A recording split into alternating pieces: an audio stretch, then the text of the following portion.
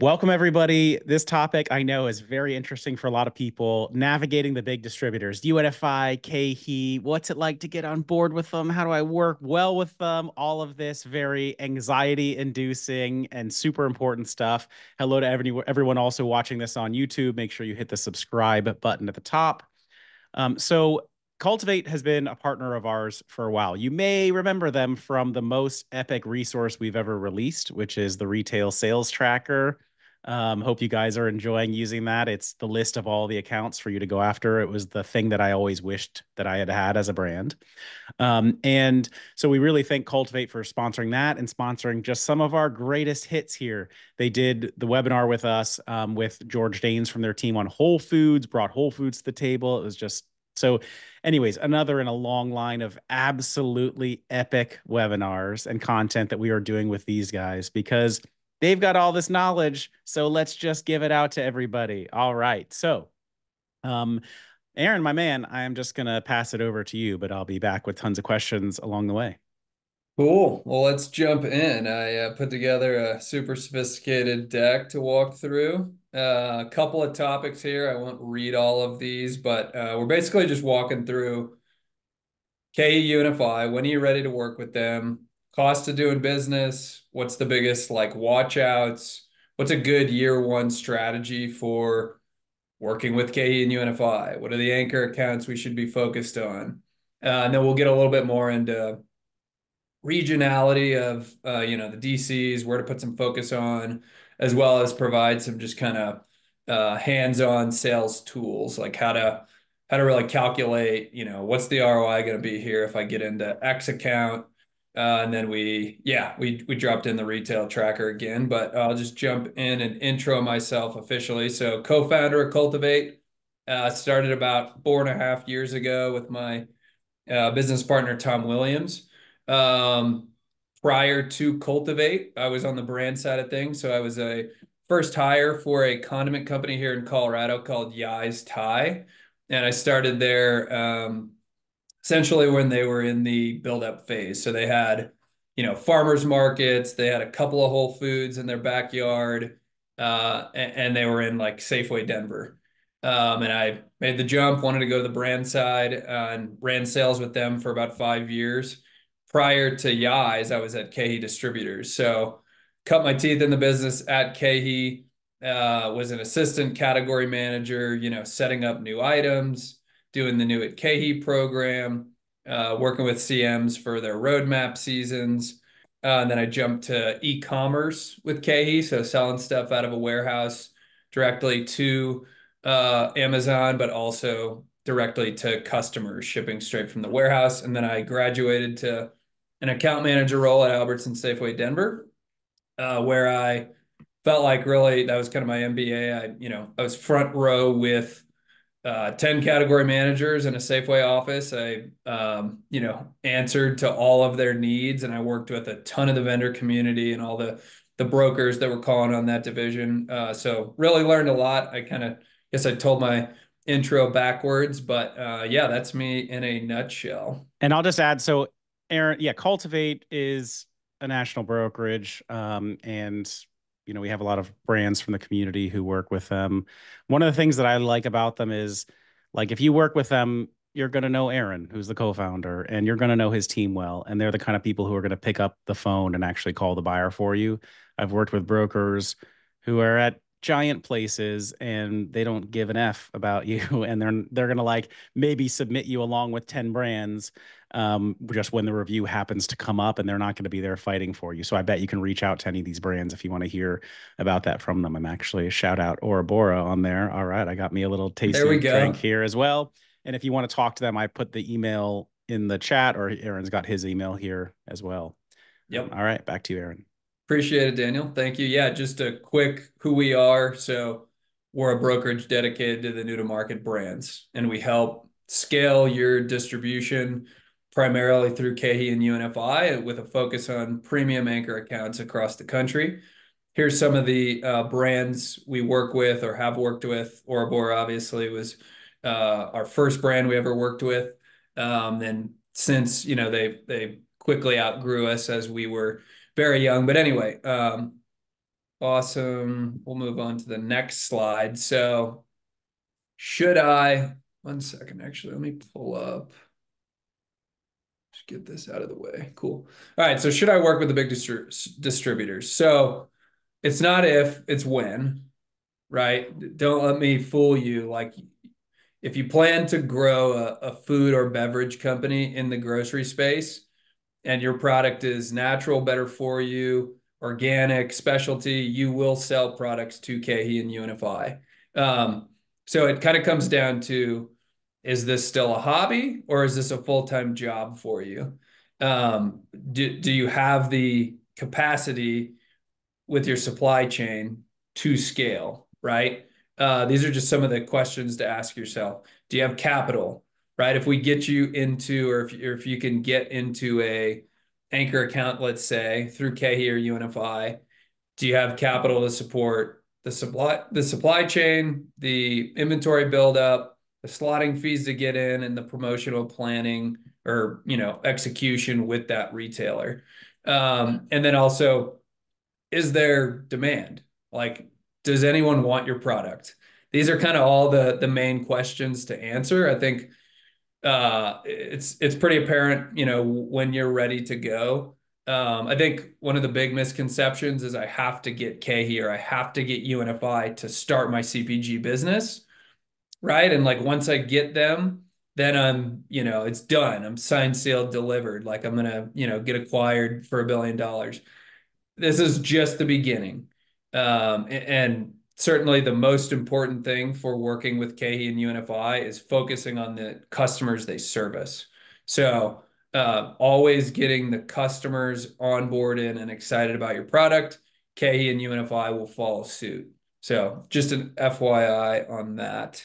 I'll move on Aaron, to the maybe next I thought slide. maybe I Yeah. could like just quickly go over what my experience was growing a brand with the Yeah. two distributors and kind of like how it worked for me is not how it's going to work with everybody, but it did give us a pretty Sure. good start, which is like, launched like even before we actually had the actual product, I had sales samples we had created in a test run, and I was Yep. taking those around and just making contacts at UNFI and KeHE.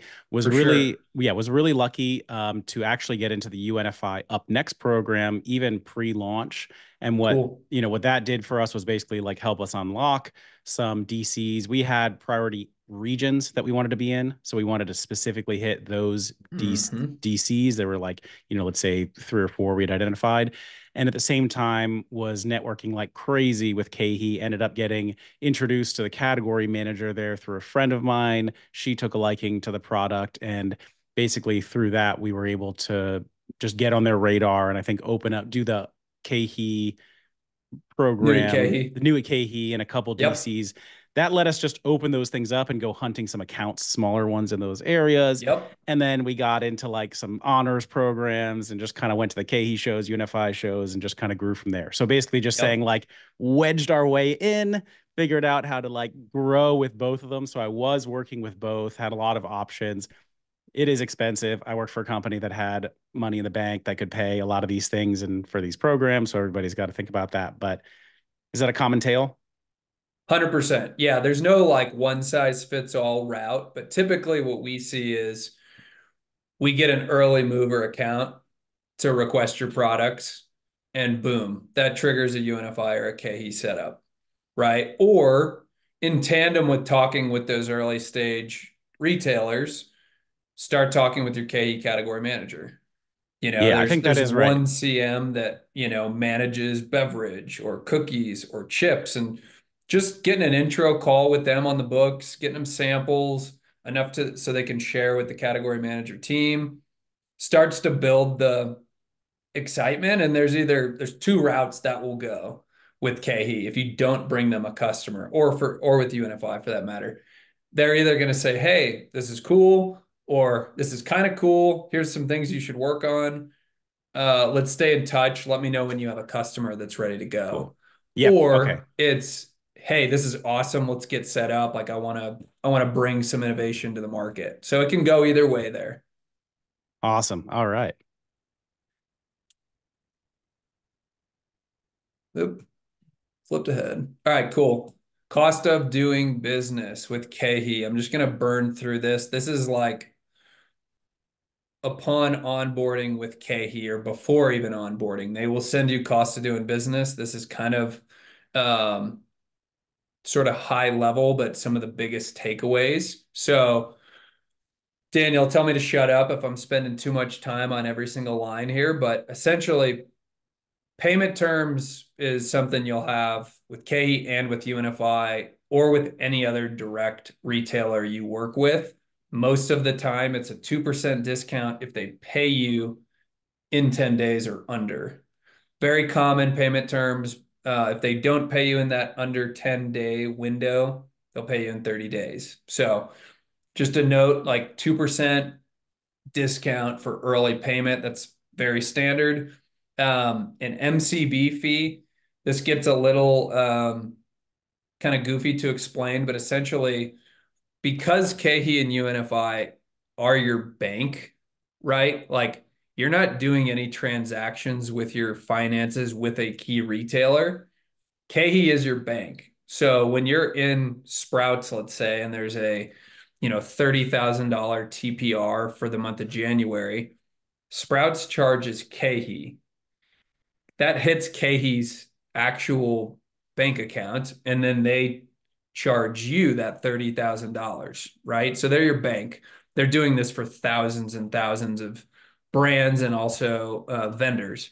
And MCB specifically, manufacturer chargeback. So this is a type of promotion that is a discount on goods that leave KeHE's warehouse, right? So let's say you give a 15% MCB to Central Market for the month of January.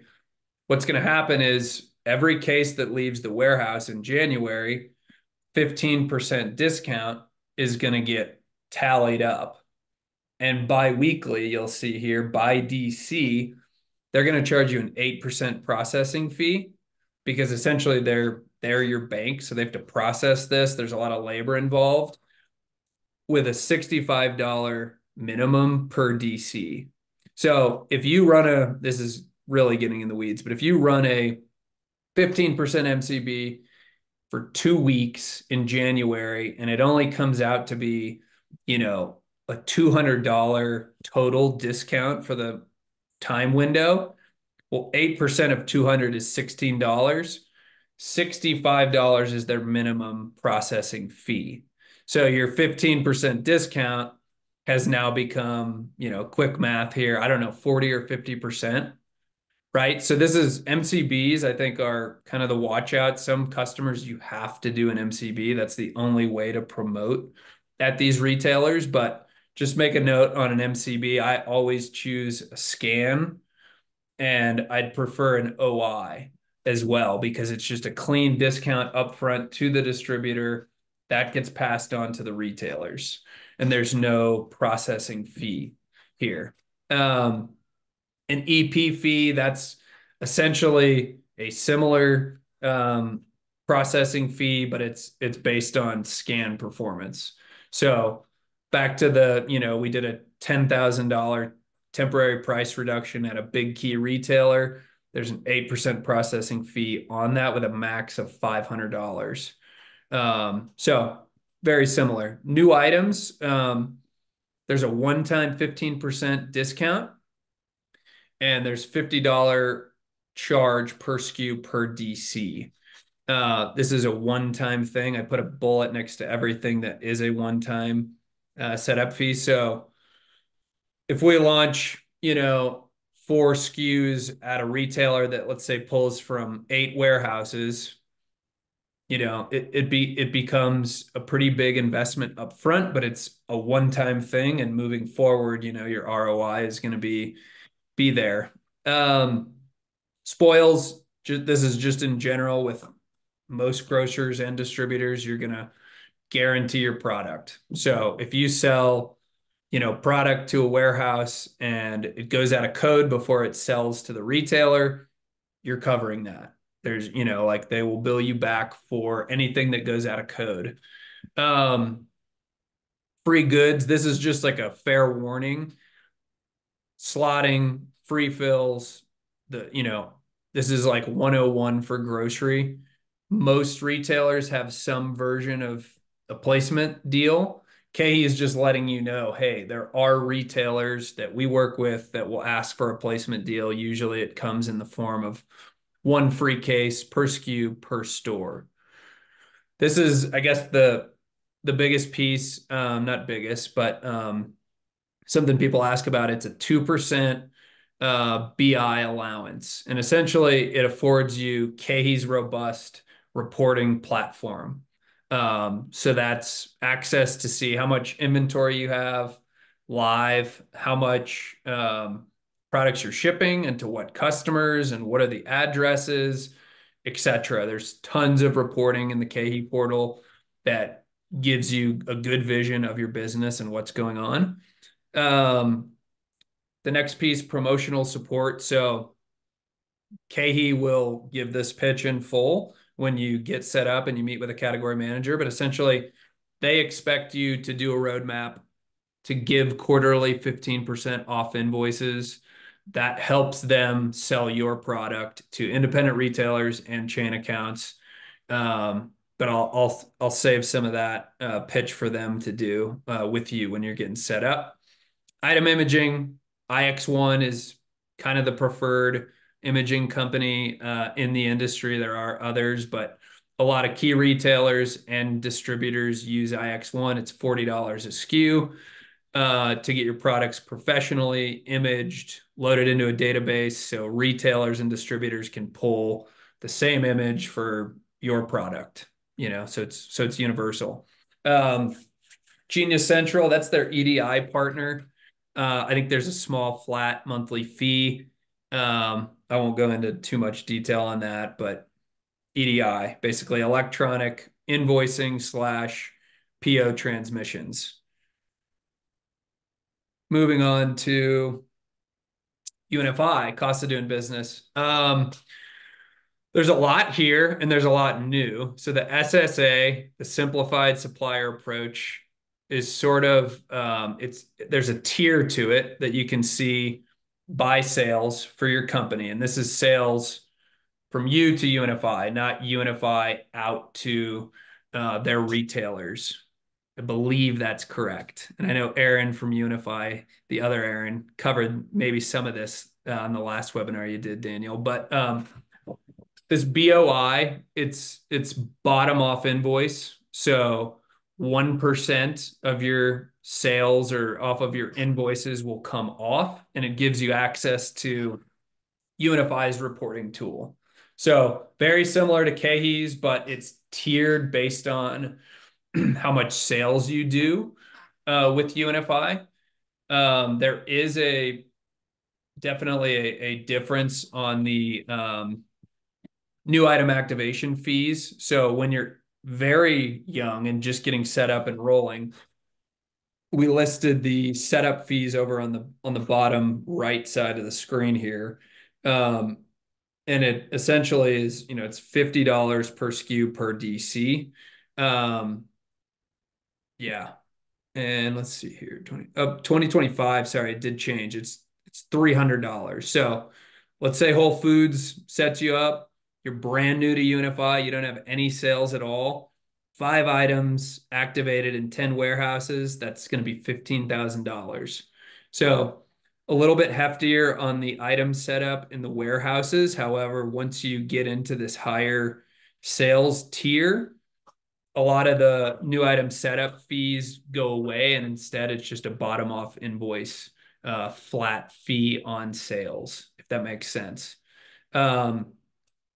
The ad agreement, this is sort of, I guess, from the old way of doing business. This is, let's see here. Basically, I think the ad agreement is sort of going away. It used to be a situation where you had an ad agreement based on your volume, based on the regions you were selling in, and it's sort of being replaced now by the SSA, Simplified Supplier Approach. So anyway, I felt like I'm stumbling through this one a little bit. I'll move on, Daniel, unless you have any questions. All good. We're good. I should note there is a OI fee associated when you run an off invoice at UNFI, and it is a $300 fee per SKU per DC if you do not have an ad agreement, and it's $50 per SKU per DC with an ad agreement. And just so everyone knows, there's going to be a recording of this up on our YouTube, and we will send out the deck also. Awesome. Biggest watchouts. So in general, right? Like it's very normal to talk to a young brand that's like, man, I got burnt by KeHE and UNFI, right? And it's not uncommon. There's a reason why we're talking about this right now. I think there's some things you have to be ready for, and there's some decisions on what retailers you're actually going to work with, and there's a way to set yourself up to have success with UNFI and KeHE rather than have a story that says I got, beat up by them. I think the most important piece is when you're launching with KeHE and UNFI, what customer are you launching with?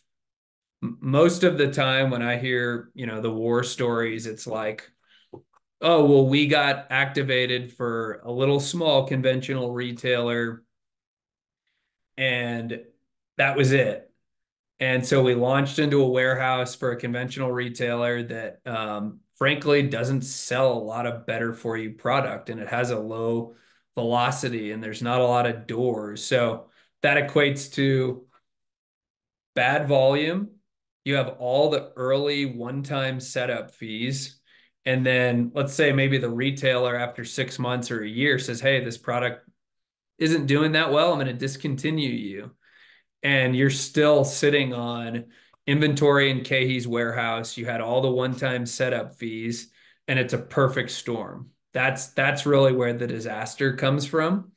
Also, also stretching yourself thin on, let's say you do a new at KeHE or a new and now, and you open up, 10 warehouses, and KeHE and UNFI order products into their warehouses for these, like no demand programs. Well, product is going into the warehouses and there is not a demand, right? The products and the brand get put onto an ad, it gets sent out to the independent channel.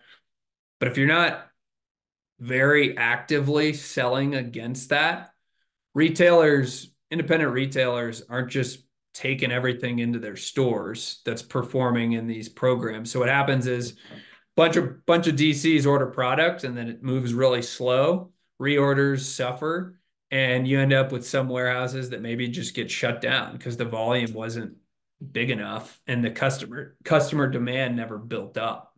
So those are probably the two biggest watchouts. The other things are like if you do a pack change or a UPC change, there's fees associated with it that get super spendy. That's kind of the golden rule. Like just never do a UPC change. That's probably a good thing to like live by if you have a CPG brand.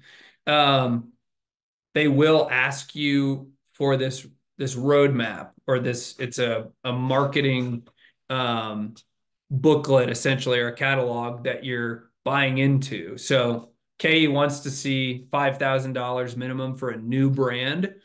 And these will be put forth towards monthly ads that go out to the independent channel that help get awareness for your brand.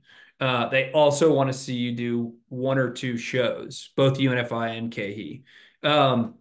So these things get spendy, right? So it's just be prepared to spend money on marketing so you can support your brand and get your products in front of customers, and also be prepared to go to a show or two, which I would definitely suggest if you're a young brand, no one knows who you are, go to these shows. And I think they're even a little more of a better option than going to Expo, right? Like you don't have ingredient suppliers and all sorts of like noise and stuff. Literally at these distributor shows, it's retailers and it's distributor reps walking around mostly, and then brokers like me. But you get a lot of interaction with customers when you go to these distributor shows. So it can be a good spend for you. It's just, is it in the budget?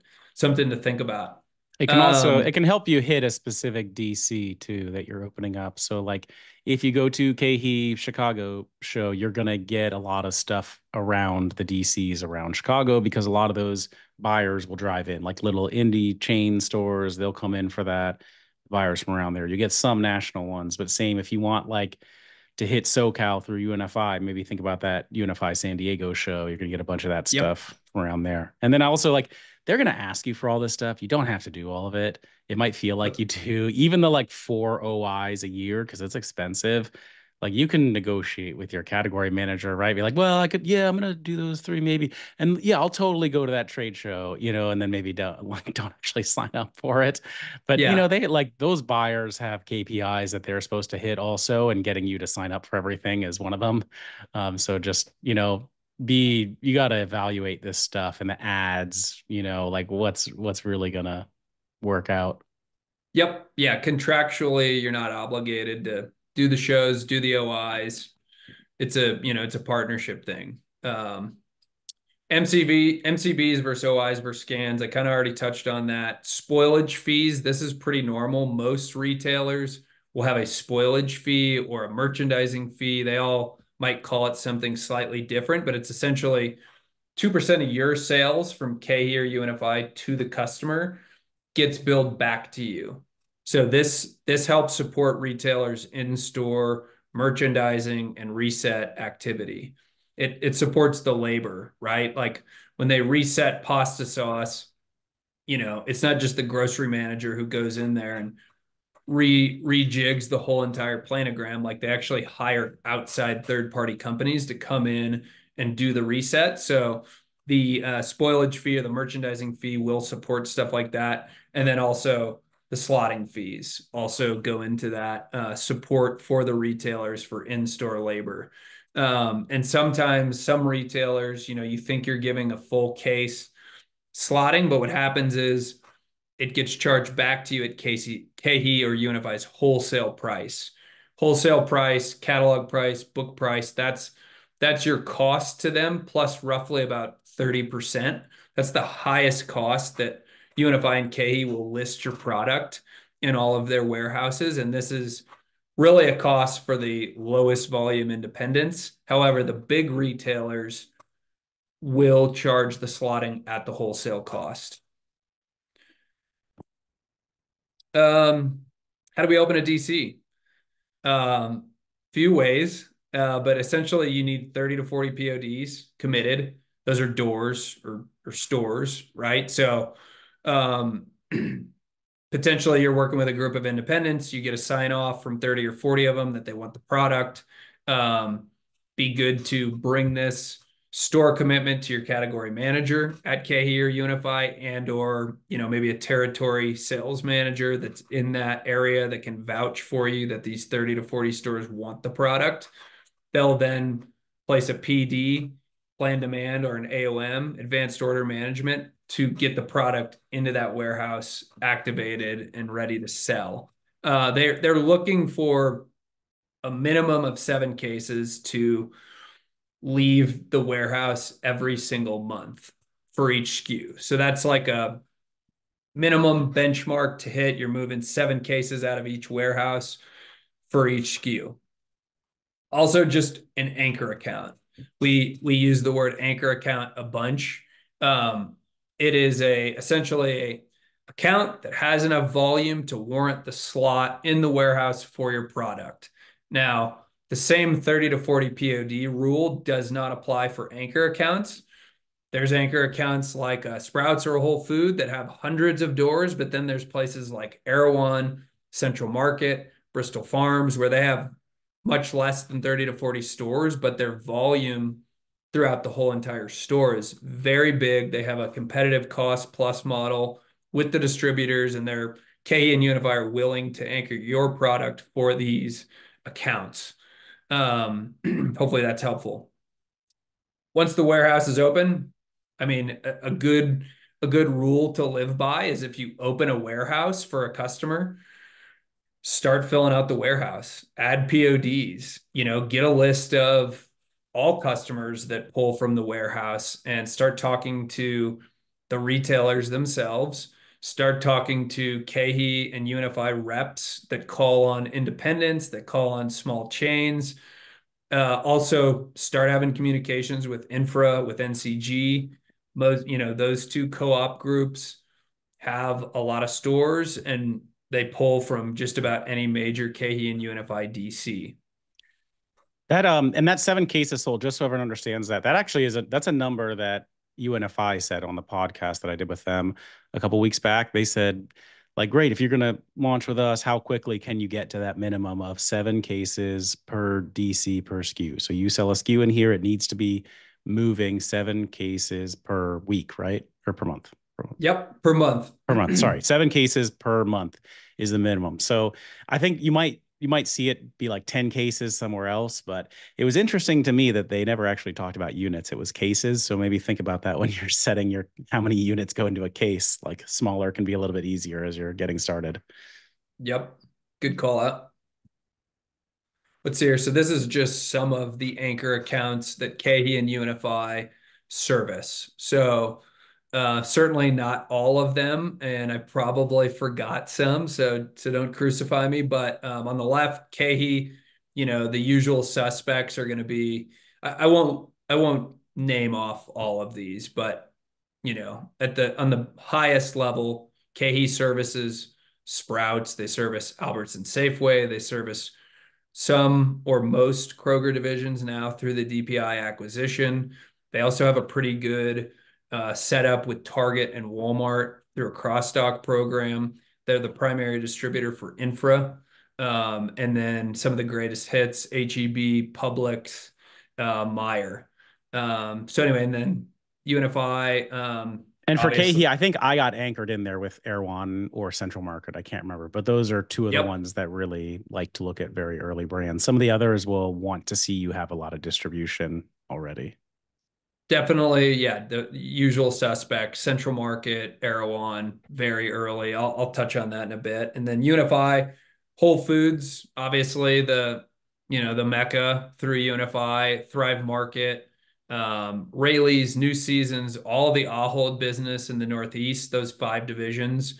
I believe at least 4 of them pull from UNFI as their primary for natural organic. And then NCG, Bristol Farms, Harmons, just to name a few. I put up some DC maps, if you will. This one is pretty busy because it involves or it shows all of the super value warehouses as well. So this is very noisy. I would say the earliest movers, though, usual suspects for getting activated with UNFI are going to be Bristol Farms, Whole Foods Market local specifically, typically sometimes they'll put you in all their stores, but it's more common to see, 1 or 2 regions take your products on, and that will activate UNFI.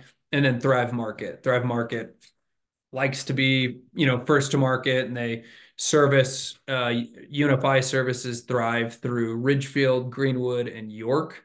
So 3 warehouses across the country. It's good to tandem that launch and start hitting more accounts that pull from those 3 warehouses. I did put a link for the new and now. This is sort of a new item activation program that you can do to help open up warehouses and push your products into independent stores. Oh, did I skip over the KeHE one? I might have pulled that out or left it. First year focus. So back to that anchor account word we've been throwing around. Good year one strategy. I put all the customers that I think are definitely the first stop on the block, the places you should be the most focused on, and be relentless at trying to get in there. Not all of them are going to give you the thumbs up unless you get struck by lightning. But usually this list of customers um, will get you activated with the distributors and set you on your way to build a data story to prove your product out, in grocery stores and help, get you to that next level of growing your brand. I would say, once you start getting activated, opening warehouses, launching in retailers, go to a KeHE show or two or a UNFI show or two. This is a great way to talk to more customers, tell folks about your brands. You have your brokers, or maybe you're doing it yourself, reaching out to retailers. Um, that's standard 52 weeks a year, but once or twice a year, getting real face time at a trade show on the floor without any pressure and just being able to talk about your product and sample it live is a really, really good opportunity to get exposure for your brand. So I would definitely recommend going to a show or two. Um, as I mentioned earlier on the cost of doing business or the watchouts, the roadmap tool. So get with your category manager at KeHE and UNFI, learn what their offerings are. You might not do every single program they want you to do or ask you to do. However, there's a lot of good resources to get your brands in front of retailers, right? Get it in front of their eyeballs quarterly or a couple times a year, and that'll help with your awareness. That'll help with repeat purchases for the independent channel, etc. And then lastly, kind of already touched on it a little bit, but once a DC is open, add more doors to it, right? Like if you open up Dallas for Central Market, start talking to United, start talking to HEB, start talking to all the co-ops and infra stores that pull from Dallas. Build it out so that when you're, getting purchase orders and dropping products off, it goes from half a pallet every other week to 3 pallets, 4 pallets, right? Like start making it more efficient on each warehouse. I would say that's a good rule to live by. There's the KeHE map. Sorry, that was out of order. But yeah, I mean, essentially, this is where KeHE has warehouses that they service all their customers.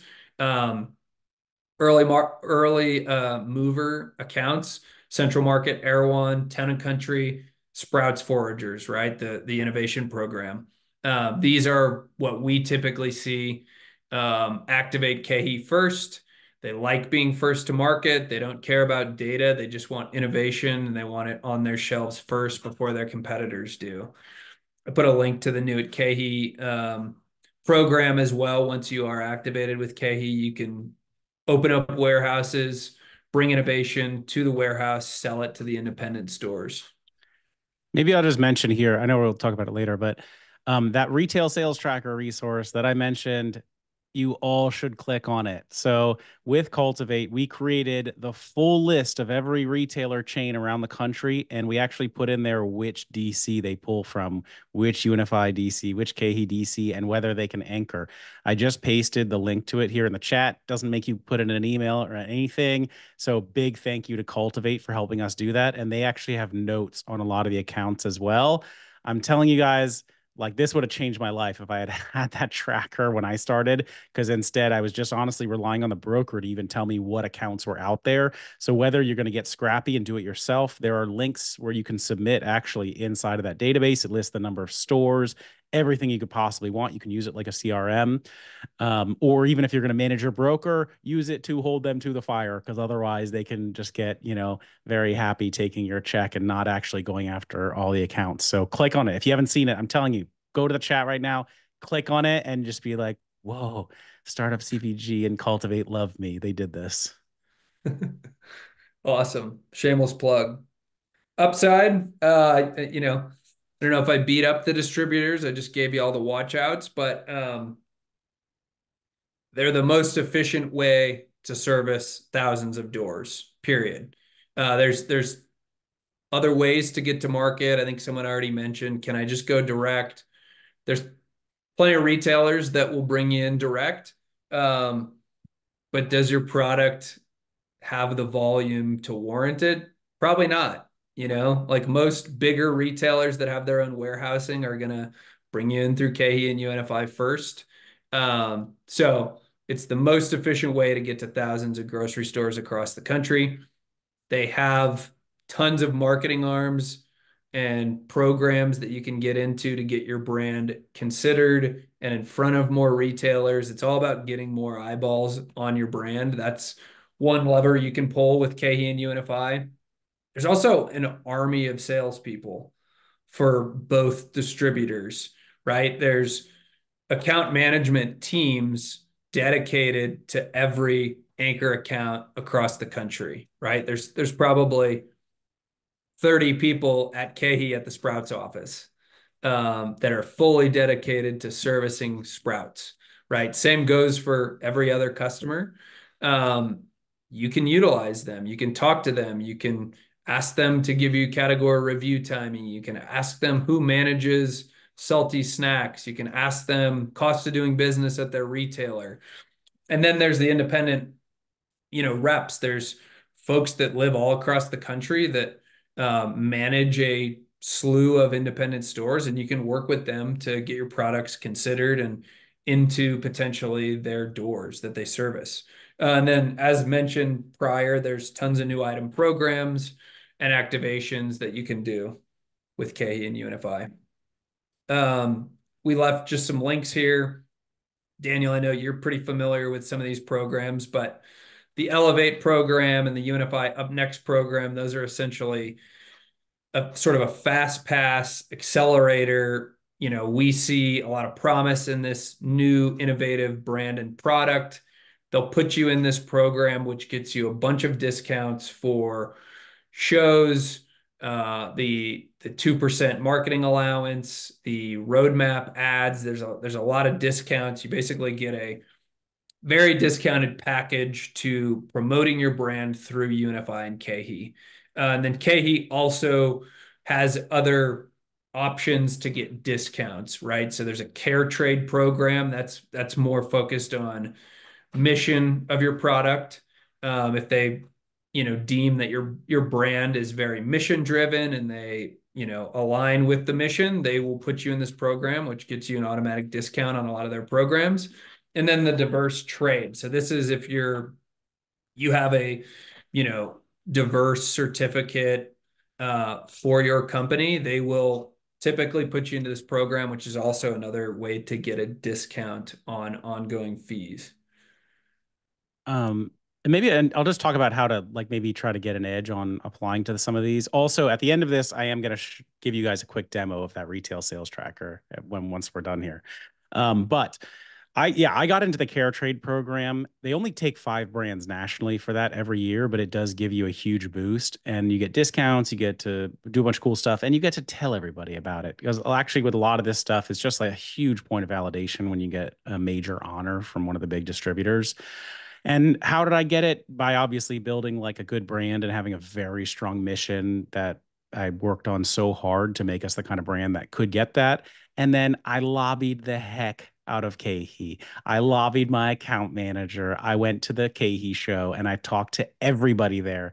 Everyone there can actually help you with that. You could talk to the social media coordinator, like, oh, we do this, and maybe we could do with it, like just talk to everybody. And like, I was in Chicago and I like, went and took my category manager out to lunch and she brought some of the other ones also. And like, you can do all of this stuff. It's just like selling to anybody. Consider them an account, and like always try to be selling them. And then UNFI, I really encourage everybody to listen to the podcast episode with Aaron May from UNFI. He talks about it and lobby him, like hit him up on LinkedIn and tell him about your brand in a good way, not an annoying way, but make sure that you're able to do that. Um, yeah, Hot tips, Daniel. Yeah, hot tips. And it hot does a tips. lot, man. Like, and celebrate it if you get it. I remember at KeHE, the first expo that I had, they came around and gave us the golden ticket. And I immediately posted on LinkedIn during the show, and it got, I think, something like 700 likes. And then everybody knew about the brand because that happened. And it was me holding the golden ticket. Super cool. These are just some of the resources for KeHE and UNFI. I input essentially both UNFI and KeHE's top independent stores. KeHE has them routed to the DC. So top 100 grocery, which is conventional, and then top 100 natural by DC. UNFI has something similar. I also put a link to the KeHE sales team. This is hundreds of people at KeHE that do everything from manage Albertsons or HEB or Kroger or Publix to the guy or gal who manage a group of independents in Maryland. And be And then careful how you use it because some of them like work on the same team. I got really ambitious, I think, and tried to email tons of them. Like my sales guy was like, dude, you're like emailing the janitor at KeHE also. Do you know that? And they would all forward it back to my category manager. But you can use it really effectively because sometimes those account managers are basically equivalent to a buyer. Like they're almost making decisions for the account. Like the buyer just really listens to them.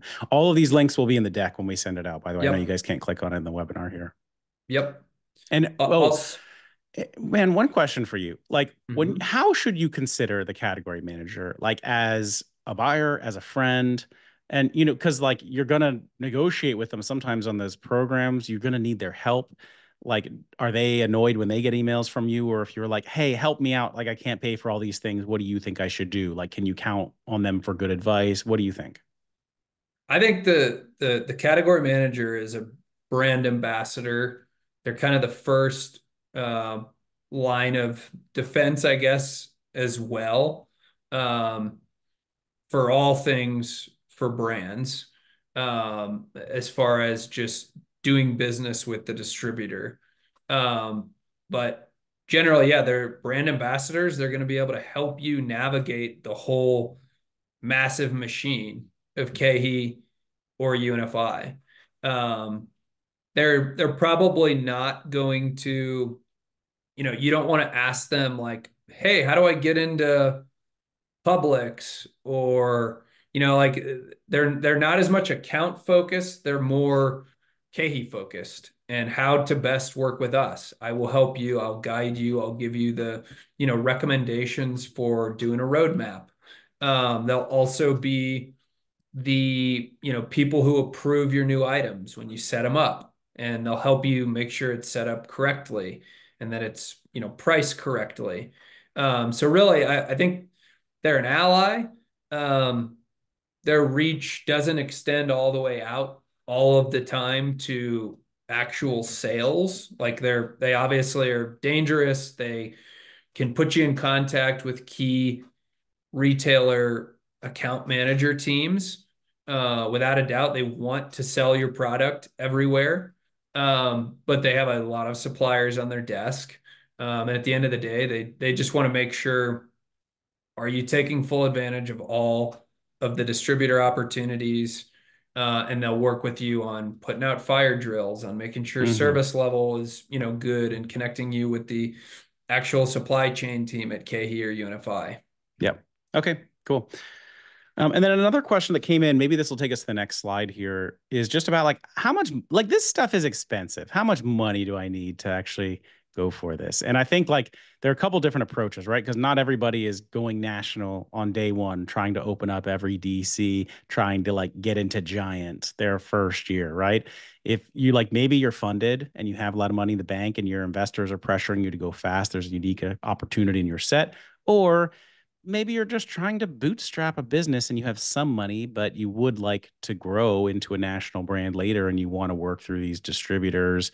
And then that's a different scenario. Like you could start with one DC, right? And really just, okay, like I can't Yep. afford all the stuff, but I can afford one DC and their fees. And then I can just be relentless on the accounts that pull out of that DC, right? Like what are the approaches that you see? Obviously, if someone's working with you, they can pay your retainer. They've got some money. Yep. Yeah, totally. Good call. I mean, you can, like you said, take a hyper focused approach if you don't have the budget to go national and to focus on multiple customers. Stay hyper focused. Don't open up any retailer that you absolutely don't want to be in, or can't afford to support, right? So if I'm in LA and I have a functional beverage, I'm probably just going to focus on Erewhon, and then I'm going to focus on the infra doors that pull from Chino. And I'll probably get UNFI Moreno Valley set up and go after Bristol Farms and Jimbo's and Mothers, right? So that would be kind of the play it safe route, build your backyard, and stay hyper focused on building up just, one or two warehouses. Overall, like doing business, I would say just account for 5% of your sales going back to KeHE or UNFI. And that's, if everything goes well and you're opening up a lot of new retailers and the reorder rate is really good, meaning the product is actually selling off the shelf, 5% will cover for the marketing fee, the payment terms, and any other, small dings along the way. Um, that doesn't begin to take into account the marketing and promo that you're doing with the retailers, which is a whole other maybe topic that we'll kind of brush by here on the bottom of this slide, but or the bottom of the deck. But yeah, I mean, 5% if you're going for it just to keep the lights on with KeHE and UNFI for their little fees. All right. This is the, I guess, pricing 101. So up top, we have a granola company with 3 SKUs. And the point of this is we want to show you how to price your product. Typically, what I'll do is I'll start with what do you want the SRP to be? Like, what do you want the price tag to say for your products? In this situation, it's $7.99. Highlighted columns here, the retailer margin and the distributor margin, these are averages, but these are good averages to live by. So based on this, if we want to be at $7.99, we have to sell to KeHE or UNFI at $4. They're going to mark up the product's 15% gross margin, which makes their cost to the retailer now $4.71. And the retailer column 41%. That's what the retailer makes on every bag of granola they sell through their register. So there's going to be a link for this. It's essentially just a working spreadsheet that shows you how to, where are you actually going to land? Are you going to make money on $4 a bag? If not, guess what? You have to have an $8.99 bag or a $9.99 bag. But you need to keep the distributor margin and the retailer margin columns the same. So these are good guardrails to stay within. And then over to the right side, it gets not super complicated, but essentially you change in the allowance that you give per item to hit a certain price point. So most retailers these days will not be penny for penny, meaning, hey, I want to run $1 off. You don't have to give a full dollar. You have to just keep their margin whole. So you have to keep them at 41% margin in this situation. That only requires the vendor here to fund 58 cents a bag to hit that $6.99 price point. So hopefully that's pretty clear and laid out. And then also on the link that we'll be sending out in the deck, there's kind of a quick ROI for any account you're going to be going into. Some of the metrics here are how many SKUs are going in, what's your cost. In this situation, we're using a 420 store retailer. How many weeks are you on promo? How many weeks are you off promo? And what are the velocities for promo or non-promo sales, right? This kind of you input all of these metrics and it gives you a account summary, right? So in this situation, it's a $514,000 account. There's 420 stores. You're spending about 60 grand on TPRs and ads, which is an 11.69% trade spend with this one retailer. If you bake in, which you'll see on the spreadsheet, the slotting, it brings your trade spend up to 18%. However, slotting is just a one-time entry fee. We also put a link in here for the retail sales tracker that Daniel's already pitched and will continue to pitch. But yeah, I think this might be. Yeah, you know what? Let me Yeah. just do a quick demo of this tool because it's honestly the best thing I think that Yeah. we've ever put out. So thank you guys again for the support of that. So here is the retail sales tracker. I put the link down a little bit earlier, but I'll put it down again in just a second. This is it. This is like my opus of all the info that I learned doing sales. And so what this has is all of the different channels here. So conventional, natural, basically every like banner out there. So you can see the retailer and then the banner, because sometimes those are different. If you have like a bunch of Safeway banners or whatever, where are they located? Then you select state, and then the regions populate automatically because maybe you want to like assign it to people on your team. How many stores? And that's really important because you might want to sort this and go after big stores or go after small stores. And these are all the chains. It's not going to have all the like one-offs. Here's their website. If we could find a website where you can submit your products online, then there it is. You don't have to always rely on a broker. Sometimes a broker, honestly, is just submitting your product online. Like for Whole Foods, probably at the end of the day, they're just submitting through the portal. And for someone like Publix, their team confirms like that's just how you do it. Like submit through the portal. That's the best way. Here's this column about the primary distributor. You could sort based on that if you want to just go after ones that pull from a certain distributor. Can anchor DC. That means if you're not in UNFI, could they get you in there, or could they get you in that DC if they want your product? This is a CRM tool for you guys to use because you should figure out a way to categorize all these accounts and figure out what you actually want to go after, and then make sure you spend your time on that because there are a lot of chains out there. And you can put in team owner, and you can fill in all that stuff if you actually go into the second spreadsheets and just kind of replace all the data here. So we built that CRM for you. You can put in the buyer's name and the email, the distributor's name, the distributor email, because like I said, they're almost like buyers sometimes. And you can put in the review date and reset date. You can put in the stage, like a CRM here. And then here are all these lovely Cultivate CPG notes that are in here, that are giving you some insider tips for when you're pitching those teams. Also, this is a living document. We will be improving it. There's a video here in case you want the help using it, but we want to make improvements for it. If there's specific stuff you guys want to see, let us know. I want to add in like info on slotting. I know a lot of you guys are asking about margin and markup requirements. Like hopefully we can add some of that stuff in there as well, but we do that because we love you. And if you want to say thank you, you can leave a podcast review. That's the thing that's our currency. It's basically podcast reviews. And then I'm also just going to put, Aaron, can you put your email in again one more time? Um, if you, hopefully you guys got a ton out of this. We're going to send the recording in the deck. If you want to talk to Aaron and his team, they do this for a living, obviously working with brands who have some budget who want to go fast and all that. So, Aaron, can you just tell people kind of what your pricing is like Yep. generally? Yep. Yeah. So our fee is $7,500 or 5% of sales, whichever is greater. And you can reach out on LinkedIn. You can hit me up on email, Aaron at cultivatecpg.com. You can even shoot me a text at 847-722-8215. I just typed that also.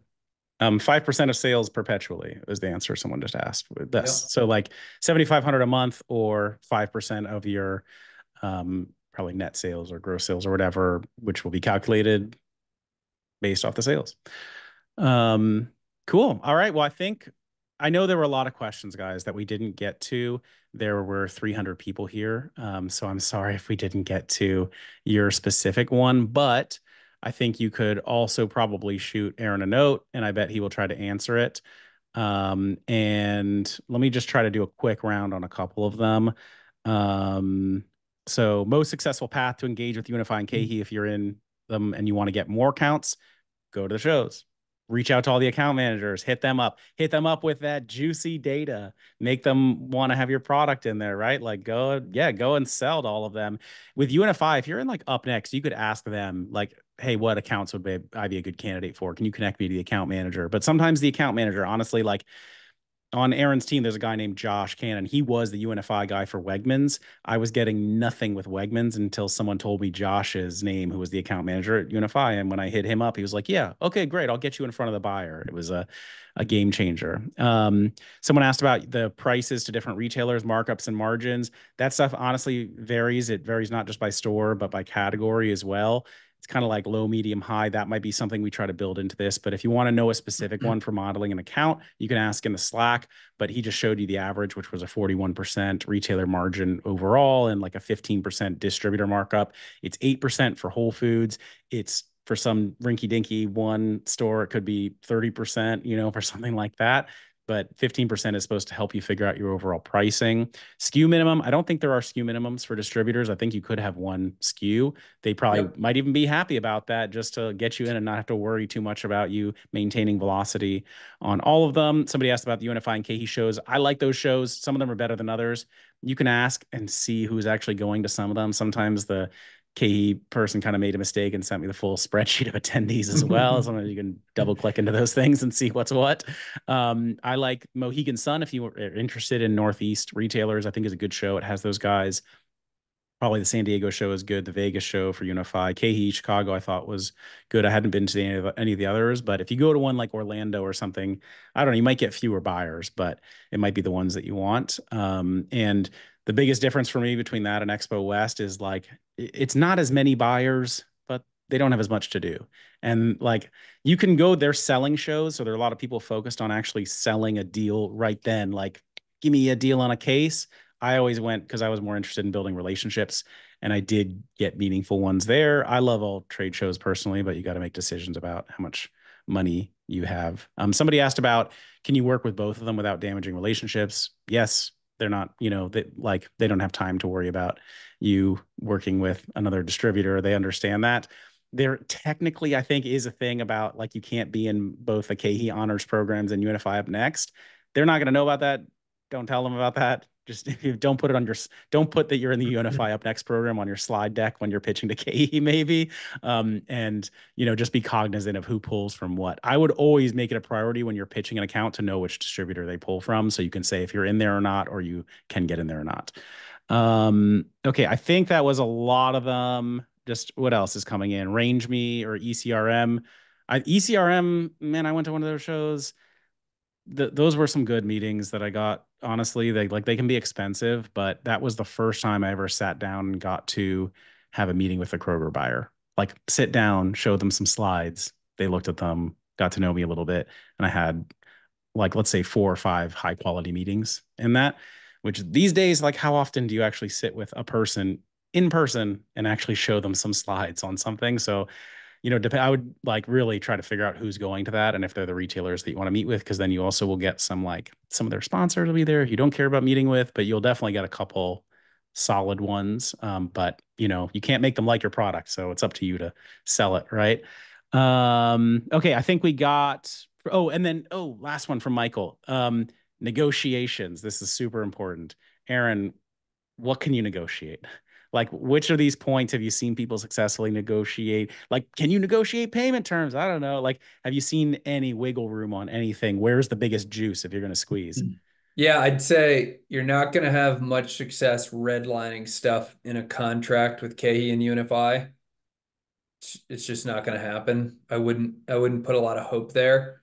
It comes down to how much you're spending with them on marketing and how many off invoices you're doing per year. Those are where, you can do as many really as you can afford, right? So don't agree to a bunch of stuff, uh, you know, uh, quarterly off invoices and a big hefty roadmap if you just don't have the budget.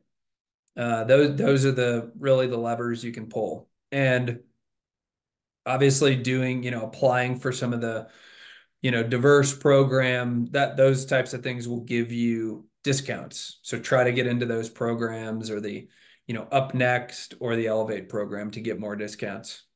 Yeah, I haven't. If anyone really does know about how to negotiate with them, please send me a note and we will do another webinar on the topic of how to negotiate with them. I don't know how. I think for me, it's way more about like the retailers and how to negotiate with them because yeah, you can negotiate free fills with a retailer. It's hard to negotiate like a DC opening charge with Unified. They just don't really do that much. It kind of you should dispute everything that doesn't look correct and definitely be on top of that. But I personally have not seen a ton. But if anyone out there is good or has heard of really good examples, hit me up and we can do a podcast or something because that's the thing that we would all love to know. And then last point, shelf life stuff. This is like someone said the national free fill can be opted out. So that's good for everyone to Good, know. Thank you, good Dave. call. Yep. At UNFI and probably at KeHE as well. You can strike that as Oh opting out. yeah. And you probably honestly for like indies, you don't necessarily want to do that. Just give out a bunch of free stuff to small accounts you don't care about that you don't even know. And at the KeHE shows, you will get someone who's like, "Oh, I have like 4 stores. I'd like a free fill of every single one of your SKUs, and I'll try it out. And if it's good, maybe I'll like, dude, come on, like, you got to make them pay something." And then, oh, I lost my train of thought. I had one more. I got through almost everything. Um, All right. Cool. All right. I still see a bunch coming. Oh, shelf life. Thank you, Britta. Yeah, Reminded good me. call Okay. out. Distributors will tell you you must have 75% of your shelf life remaining on the product for us to pick up your product. In my experience, I don't think that's true when they actually pick up your product. I don't think they're really checking all of that so carefully. I don't know if they will in the future when we move to that like, QR code world where the shelf life is embedded in the QR code. I don't know. You might get some auto scans, but I have not seen that being very strictly enforced. I don't know about you, Aaron. It all comes down to how fast is it moving. So when you ship a PO to KeHE and there's a UDR that flags, hey, this product has less shelf life than 75%, that person who catches that at the warehouse contacts the buyer and says, okay to keep. And then the Uh, buyer looks at the demand and says, yeah, no problem. We can sell this. This is flying out of the warehouse. Or they say, nope, too heavy. It's not going to move quick enough. Like, pick it up. And Michael just said in 75% is in there for KeHE, but you could ask for 50. I never tried that. I wish I had thought to. But if so, just so everyone understands that what that means. So Joseph just wrote, my shelf life is 1 year. If you just sign the contract the way it is, when you manufacture your product, you would only have 3 months to sell it into KeHE. After that, they're not going to take it. They're going to say, there's not enough shelf life left for me to get this to the retailer and be sure that it's going to sell through. So Michael says you can negotiate that 50%, which means you have 6 months to sell it. It's very important if you're an early brand because you're not going to know how much to make. You're not going to have the DCs already open. You're not going to have the retailers already guaranteed to pull stuff in. You're going to make too much. Then, who knows what's going to happen. And somebody else said you could do months instead of percent. Okay. I don't know. Someone said they got theirs to 6 months because they can extend the shelf life. If you end up with extra product, you can try to sell it somewhere like grocery outlet for a small percentage of what you would like for it. You can also like if it's going to expire, try to get a letter from your food scientist. There's ways to be creative. Yes. All right. Man, I think we're gonna have to do more of these, Aaron. We got Aaron who like has the broker world, but also the deep KeHE experience from all of his time there. So this is very valuable. All right. Thank you again, Aaron. Thank you everybody for all of these questions. I think we'll need to do more of these rapid fire question Q&A We sessions should when we we have should people do a like you Q&A. here. Yeah. All right. It'd be fun. Thank you, Thank you everybody. guys. Yeah, appreciate it, Daniel. It's fun. All right. See you, everyone. All right, bye-bye.